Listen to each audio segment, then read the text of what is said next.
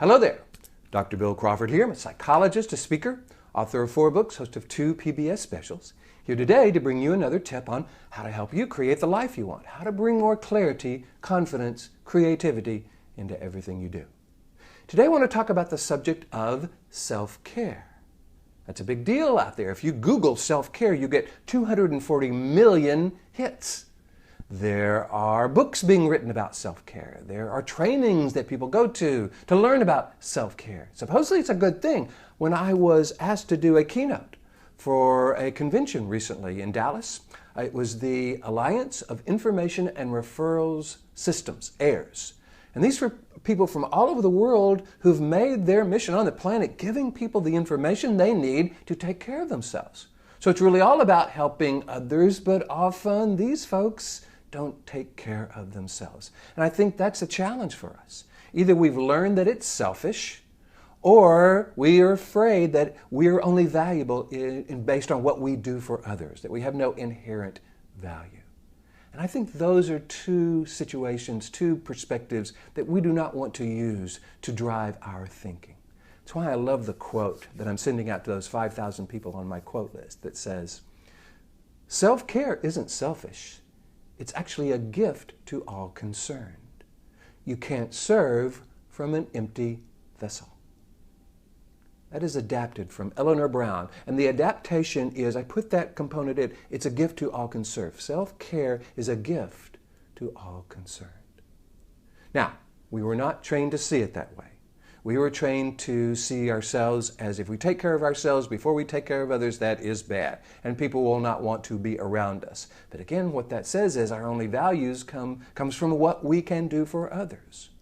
And I think it was kind of taught to us by well-meaning people who were trying to keep us happy and safe. But what it has resulted in is us giving and giving, almost like this is our life energy. And we give some over here, we give some over here, and we give some over here, and we give some over here until we start to feel drained and depleted and empty. And remember, you can't serve from an empty vessel. We can't be there for others when we have nothing to give.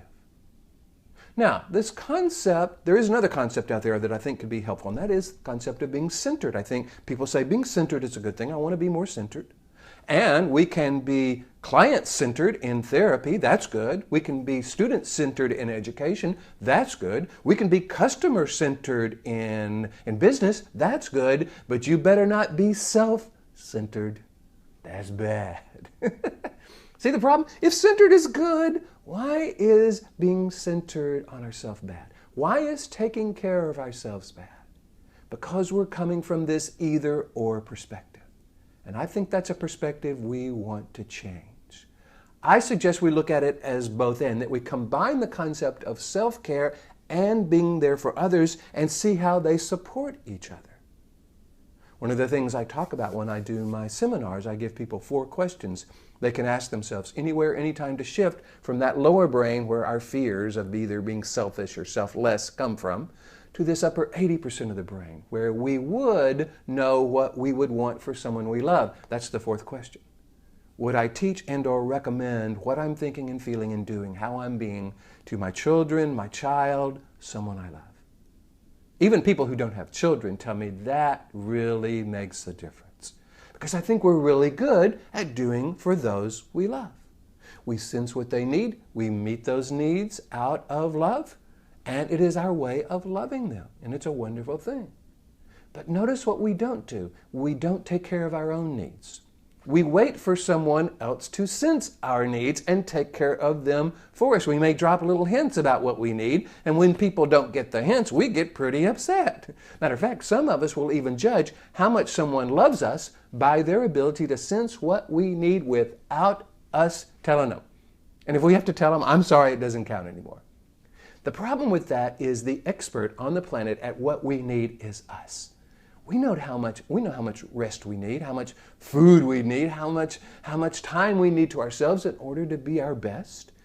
And I suggest we bring that expert into the picture, consult that expert in what we need, and recognize that when we take care of ourselves, we can be there for someone in a powerful way. Instead of kind of giving and giving and giving and getting drained and empty, I'm going to encourage you to see it this way. There's a wellspring that starts deep within us. And we're the only one who knows where this wellspring is. This is where our life energy comes from. As we keep this wellspring clean and free-flowing, it fills us up first and spills over to those around us. They still get our love and attention and energy. They just now get it from a fulfilled person. And the quality of our living and the quality of our giving goes up.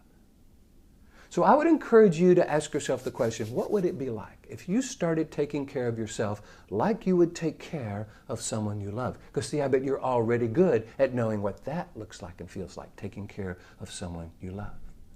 And what I think will start to happen is you'll start to see that your ability to be there for others is just multiplied 10 times. Your ability, the quality of your giving, the quality of your living goes up, and you will be happier. And those around you will be happier. They won't have to sense what you need. You can take more responsibility for taking care of that. And then if they do something for you, that's just wonderful. That's kind of icing on the cake. But we're not depending on them guessing what we need before we take care of ourselves. I do this because what I do as a professional is to help others. I go give presentations all around the world. I travel a lot. I do counseling, and that is all about giving to others, and I love that, and I'm a big fan of doing that for a living. However, I have to take care of myself in order to do that well. If I don't, I get sick, and the quality of my presentation, my quality of counseling goes down, or I'm not able to do it at all. So I know that taking care of myself allows me then to be there for others. I would encourage you to look at those aspects of your life. For those of you who do find yourself giving to others, which is a wonderful way, are you treating yourself in that same way? If not, here's an opportunity to begin to change that, because it is a gift to all concerned. I hope you're finding these videos valuable. I'm having a wonderful time bringing them to you. If you do, please hit the like button. If you think your friends might find value in this message, please share it with them. You know, Google, YouTube, Facebook, they pay a lot of attention to how many likes, how many shares. So it would be a wonderful thing for all concerned. If you would like to have me come and do a presentation to your organization on how to take care of ourselves so that we can be there for others, just go to my website, billcrawfordphd.com. Or just Google Bill Crawford. I'll come up on the first page. Hit the contact button. Let me know what you're interested in, and I would love to work with you around that. In the meantime, here is to you, bringing more clarity about what you need, confidence in your ability to meet those needs, and creativity to the process of meeting those needs to everything you do. And I'll look forward to seeing you in the next video.